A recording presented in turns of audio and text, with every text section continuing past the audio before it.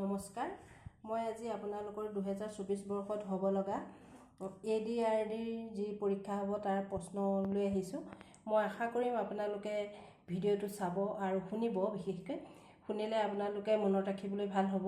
আৰু এটা কথা মই সংক্ষেপতে ক'ব বিচাৰিছোঁ, আপোনালোকে এনেকুৱা ভিডিঅ' চাব যিবিলাকত খালি একমাত্ৰ উত্তৰটো দিয়া থাকে। কাৰণ 4-5টা যদি উত্তৰ দিয়া থাকে তাৰ পৰা বাছি উত্তৰটো উলিয়াই পঢ়োঁতে আপোনালোকৰ মানে পৰীক্ষাত অকণ অসুবিধা হ'ব পাৰে। 4টা মনত আহিব কোনটো, একমাত্ৰ উত্তৰটো দিয়াটো থাকিলে আপোনালোকে পৰীক্ষাত মনলৈ পটককৈ আহিব। এতিয়া প্ৰথম প্ৰশ্নটো হৈছে অসমৰ জাতীয় প্ৰতীক কি? উত্তৰ হ'ল অসমৰ জাতীয় প্ৰতীক এশিঙীয়া গড়।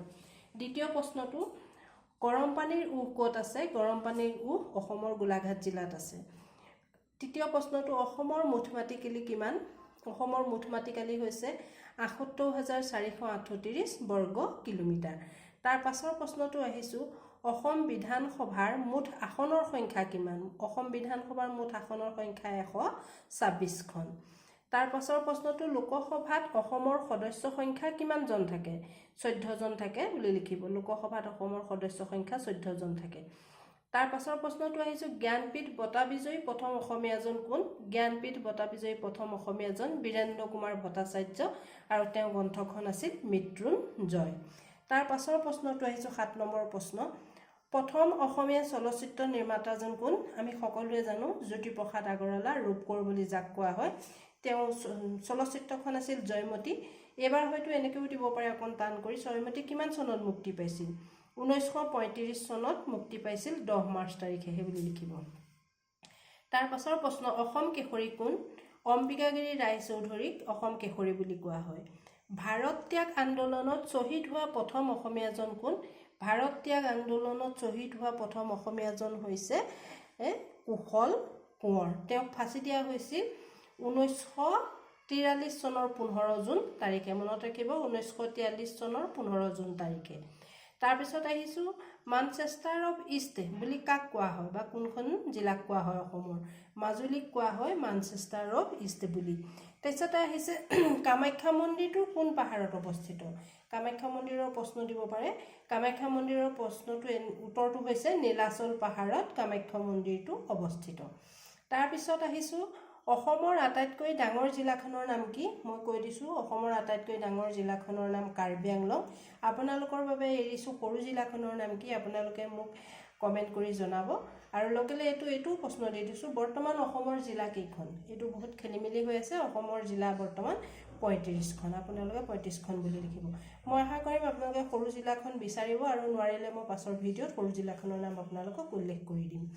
13 নম্বৰ প্ৰশ্নটো হৈছে জাতিংগা কোন পাহাৰত অৱস্থিত? জাতিংগা হ'ল বৰাইল পাহাৰত অৱস্থিত।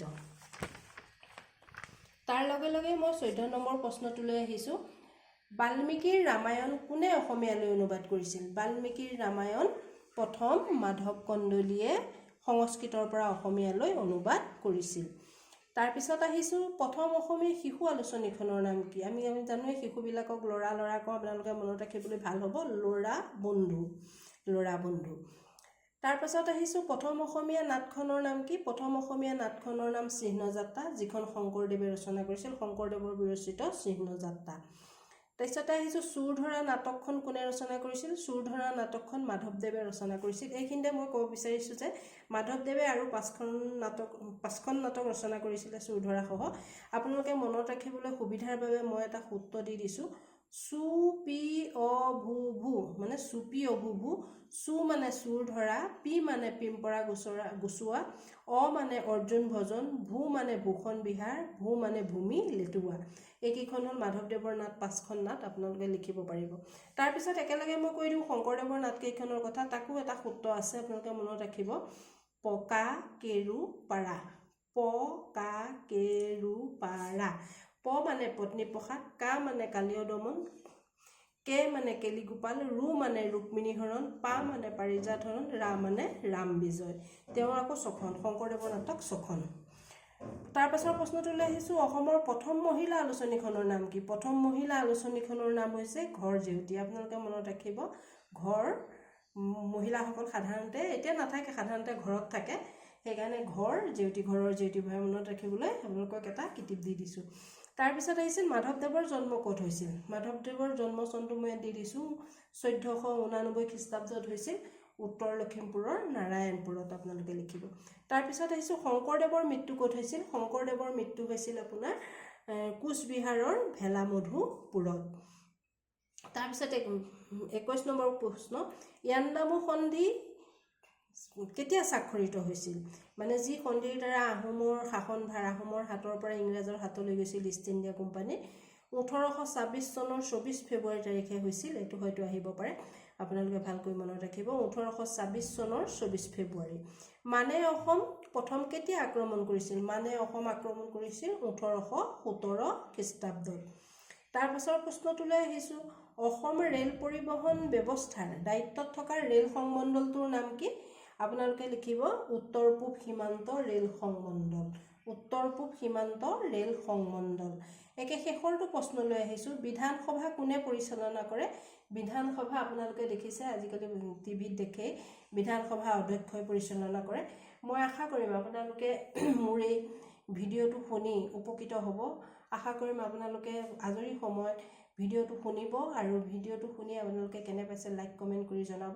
আৰু পৰৱৰ্তী পৰ্যায়ত মই আপোনালোকৰ যোৱা বছৰ হৈ যোৱা ADREৰ যিখন প্ৰশ্ন কাকত সেই প্ৰশ্ন কাকতখন আলোচনা কৰিম আৰু তাৰ লগে লগে মই আৰু প্ৰশ্ন যুগুতাই আছোঁ আপোনালোকৰ উপকাৰ হ'ব বাবে। মই আশা কৰোঁ যে এটা উত্তৰ থকা প্ৰশ্নকে আপোনালোকক পঢ়িবলৈ মই এইকাৰণেই কৈছোঁ কাৰণ এটা উত্তৰ যেতিয়া আপোনালোকে পঢ়ি যাব মগজত বাৰ বাৰ সোমাই যাব সেইটো পৰীক্ষা হলত আপোনালোকৰ পটককৈ সেই শব্দটোহে মনত আহিব। 4-5টা যদি আপোনালোকে চাই যায় উত্তৰ মিলোৱা প্ৰশ্ন তেনে শুনি যায় তেতিয়া আপোনালোকৰ অকণ খেলি মেলি হৈ যাব পাৰে। ধন্যবাদ। আপোনালোকে মোৰ এই ভিডিঅ'টো শুনিব বুলি মই আশা কৰিলোঁ।